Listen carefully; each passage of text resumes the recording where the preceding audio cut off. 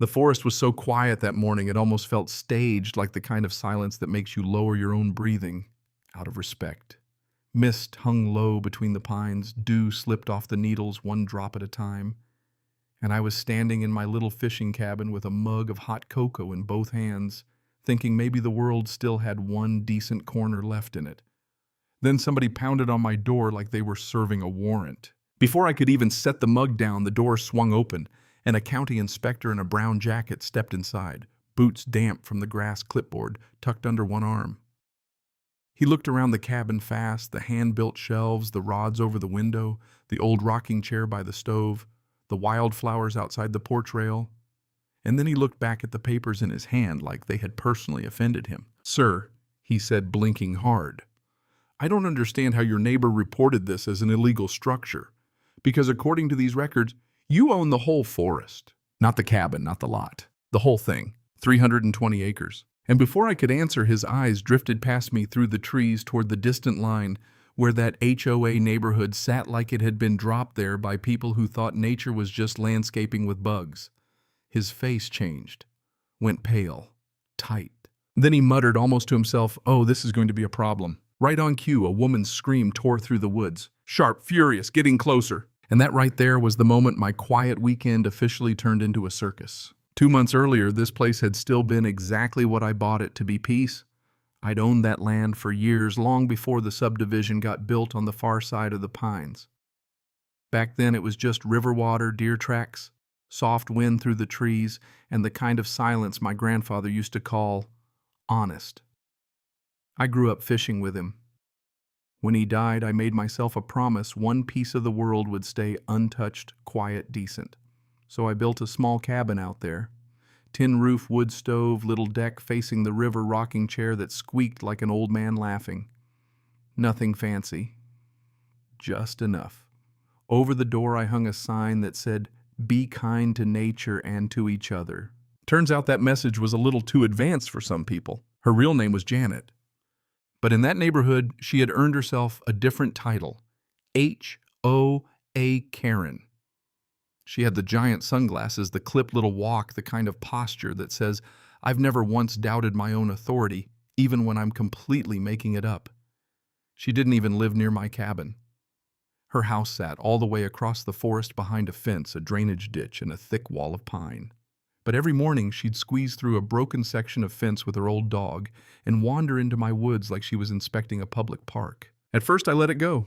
Big forest old dog, no real harm done. Then one morning she found the cabin. I was outside splitting firewood when she marched up with her phone already out, looking at my place like I had parked a rusted car on the White House lawn. "What is this?" she snapped. "A cabin," I said. "This isn't allowed." I remember just staring at her for a second, because sometimes your brain has to catch up to the level of nonsense in front of you. "Ma'am," I said, "this is my property." She gave me this sharp little laugh. "No, it isn't. The HOA oversees all land within walking distance of the neighborhood." That was the first moment I realized I was dealing with somebody whose confidence had survived far too long without ever once being introduced to a plat map. I told her, calm as I could, that wasn't how land worked. She ignored me, started snapping pictures of everything: the porch, the chimney, my tools, the river path, even the sign by the door. She said she'd have the structure condemned before the weekend. She filed complaints, sent emails, left notes on the fence, threatened to call the police over what she actually described with a straight face as forest theft. I tried patience, I really did. My grandfather used to say kindness can settle more things than anger, and most of the time he was right. I even left a dog treat on the trail with a note that said, "Plenty of room out here for peace." Next morning, the treat had been crushed into the dirt and the note had "illegal" scribbled across it so hard the paper tore. After that, she escalated. Binoculars. I wish I were kidding. That woman stood at the fence line with binoculars spying on me in my own woods like I was running moonshine out of a bird sanctuary.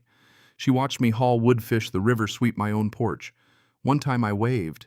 She pointed at me like she'd just identified a fugitive and yelled, "You're going down." Then I found footprints circling the cabin. Not animal tracks, shoes. They went around every window, past the generator, across the back steps. Under a rock by the porch, somebody had left a folded note: 2 weeks to remove the cabin. Final warning. That night I heard a crack outside, deep, violent wrong. I ran out with a flashlight and found a pine tree near the path, chopped halfway through, cut to fall straight toward the cabin. Sap still bleeding. fresh wood chips on the ground. Whoever did it had left in a hurry because in the dirt there was a bright red whistle. Karen's whistle. The same one she blew when her dog wandered off or when she wanted everyone within a quarter mile to know she was annoyed. I picked it up, and right then I heard a twig snap behind me. I spun. A shadow slipped between the trees and vanished. The forest didn't feel peaceful anymore. It felt like a held breath. Next morning, I followed fresh tracks toward the broken fence and found Karen's dog tangled by the leash around a small tree, muddy, shaking, exhausted. I knelt down, worked the leash loose, and when the collar turned, a folded note dropped into my hand. Same handwriting, but different. Shaky, uneven, scared. Someone else is in the woods. They followed me. Please help. That was the twist I didn't see coming. Because suddenly Karen wasn't just the loud idiot with a fake sense of jurisdiction. She was scared, which meant one of two things: either she'd finally lost it or somebody had been using her chaos as cover. I got the dog back to the cabin, reached for my phone to call the sheriff, and stopped cold. My door was cracked open. I always locked it. Inside floorboards creaked. The dog growled low, the kind of growl that comes from somewhere old and serious. Then a voice from inside said, "Don't come any closer." It was Karen. She stepped out of the shadows holding a hatchet with both hands like she'd watched exactly one survival movie and learned all the wrong lessons, mascara smeared, breathing fast, eyes wild. She thought somebody was following her. She'd run through the woods, lost the dog, dropped the whistle, panicked, and ended up hiding in my cabin because it was the only place she knew. That was the moment my anger cracked just enough to let reality in. Fear had made her meaner, louder, and dumber than usual, but it also meant she wasn't the one behind the tree. We sat on the porch a while after I got the hatchet away from her. She stared out at the river, hands shaking, and finally admitted she'd told half her neighborhood that my cabin was illegal, that the land ought to belong to the community, that somebody should do something. She thought she was pressuring the county. Instead, she had apparently attracted the attention of a couple of local geniuses who figured an isolated cabin in unclaimed woods meant easy access, salvageable lumber, maybe a chance to clear a trail and turn part of my land into some backdoor HOA amenity before I could stop it. In other words, petty power met opportunistic greed, a match made in hell. We barely had time to process that when the county inspector showed up that morning to investigate the complaint, and that's when the story caught up to the beginning. He stepped into my cabin, checked the documents, confirmed I owned all 320 acres, and went pale because he understood immediately what Karen did not. This wasn't an HOA dispute anymore. This was trespassing, vandalism, attempted property destruction, and possibly conspiracy if those men had acted based on neighborhood complaints and encouragement. Then Karen came crashing through the trees, screaming, not at me, at two men near the river. One of them had come back with a crowbar. The other was down by the half-cut pine trying to finish what he started. The inspector backed onto the porch and yelled into his radio. I called the sheriff. Somewhere deeper in the trees, a whistle sounded, not Karen's this time, but a signal, a real one. Then a forest ranger came in fast from the north trail, the kind of man who moves like he already knows where your mistake is going to be before you make it. He took one look at the tree, one look at the men, one look at me, and said, "You the owner?" "Yes." He nodded once. "Good. Then they're done." The next 10 minutes were pure noise, boots in wet leaves, shouting, one guy trying to run and eating dirt on a root, Karen yelling that she didn't mean for this to happen, the inspector barking legal terms into his radio like he'd been saving them for a special occasion. Deputies came in off the access road. One man dropped the crowbar. The other tried to explain he was just testing whether anyone lived here, which is the kind of sentence that sounds even dumber in handcuffs than it does out loud. By afternoon, the whole thing had blown wide open. Those two had been telling people they were clearing unused land. Karen's complaints gave them cover. The broken fence from the HOA side had made access easy. And once the county maps came out, the neighborhood board suddenly got real quiet, real fast. Funny how fast authority dries up when paperwork enters the room. The fence got repaired at the HOA's expense. The county cited the vandals. The sheriff warned the board about liability and trespass. And Karen HOA, Karen, queen of made-up jurisdiction, had to stand there in oversized sunglasses while a deputy explained slowly and publicly that walking distance was not a legal doctrine. I won't lie, that part healed something in me. A week later, I was back on my porch at sunrise, coffee in hand, this time listening to the river move over the rocks like nothing had happened.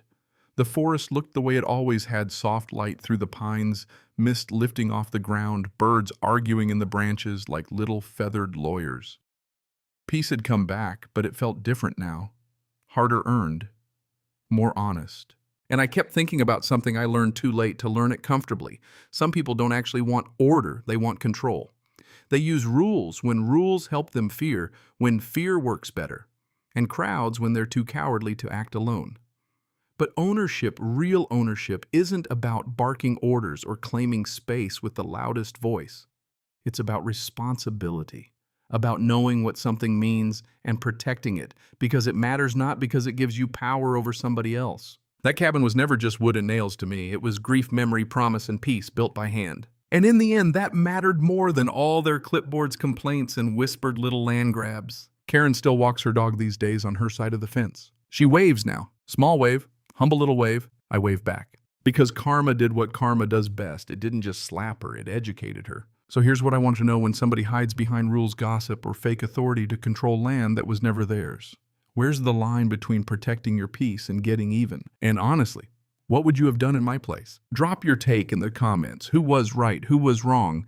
And have you ever dealt with someone who confused being loud with being in charge?